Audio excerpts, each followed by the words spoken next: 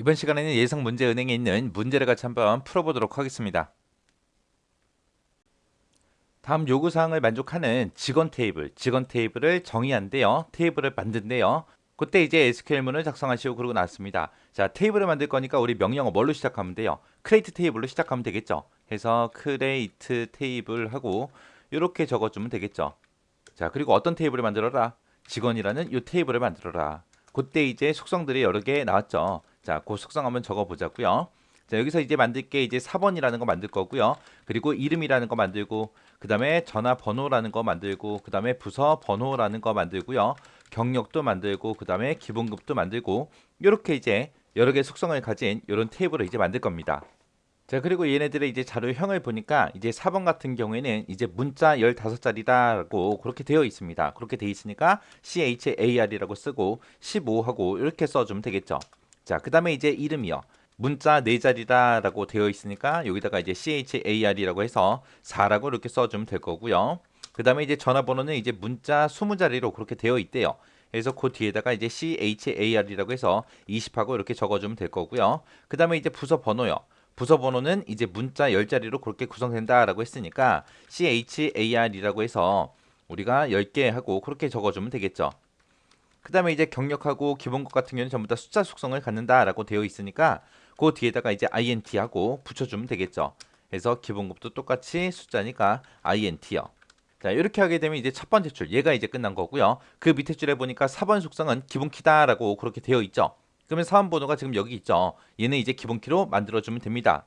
그때 이제 그 밑에다가 우리가 프라이머리 키하고 적어주면 되겠죠. 프라이머리 키라고 이렇게 적어주고 4번을 가지고 이제 기본키로 만들겠습니다 라고 이렇게 적어주면 되는데 얘를 여기다가 쓰지 않고 4번이라고 이렇게 이제 하나 만들 때 요 뒤에다가 우리가 프라이머리 키하고 얘를 써도 되겠죠. 해서 4번 15자리를 만드는데 요 자리에다가 이제 프라이머리 키 이렇게 써도 되는 거예요. 그래서 기본키를 지정할 때는 그 해당 속성을 만들 때 그렇게 프라이머리 키를 붙여도 되는 거고 아니면 따로 밑에다가 이렇게 써도 되는 거예요.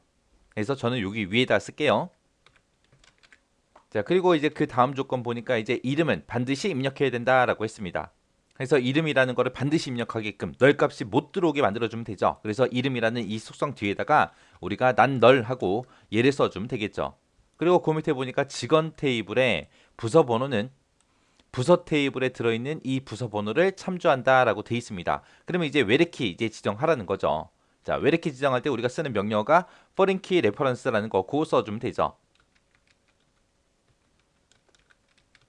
자, 뿌린키라고 이렇게 써주고 여기서 이제 부서 번호요. 부서 번호를 이제 외래키로 지정하겠다. 그때 이제 참조할 거 레퍼런스요. 그때 이제 참조하긴 참조하는데 뭘 참조하겠다? 부서라는 테이블에서 부서 번호를 참조하겠습니다라고 이렇게 적어주면 되죠. 그러면 이 요구 사항이 이제 끝난 거죠. 외래키 참조한다. 요구 이제 끝났고 그래서 외래키를 이렇게 지정할 때 만약에 제약 조건 명이 나왔다. 문제상에 있다라고 하게 되면 우리가 이제 컨스트레인트하고 그 명령어 써서 이제 우리가 제약 조건 명을 써주면 되는데 여기는 그런 말이 없으니까 그냥 이렇게만 써주면 끝이요. 그리고 그 밑에 보니까 기본급은 최소한 100만 원 이상이어야 된다 하고 그렇게 써져 있습니다. 그럼 100만 원 이상 값이 입력이 되나 안 되나 우리가 체크해 주면 되겠죠. 그래서 그 밑에다가 우리가 체크라는 명령어 써서 작성해 주면 됩니다. 체크라고 이렇게 써주고 가로 열어주고요. 그리고 기본급이 얼마 이상이요? 100만 원 이상이요.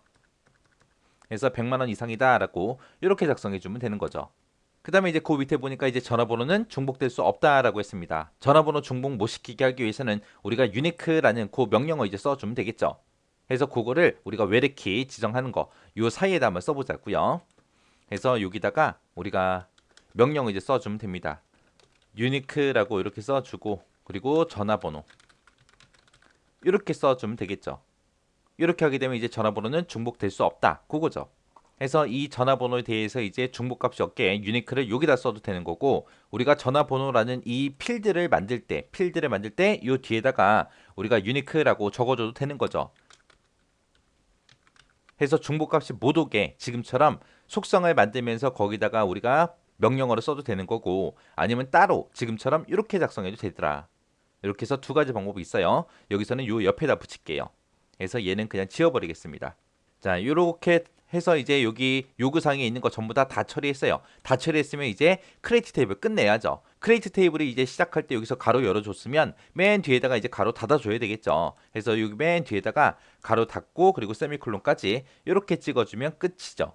이렇게 해서 이제 직원 테이블 한번 만들어 봤습니다. 이렇게 이제 우리 프라이머리 키 그리고 뭐 난널이다 그리고 유니크다 해서 이런 명령어들 속성들을 만들면서 그렇게 쓸 수 있더라.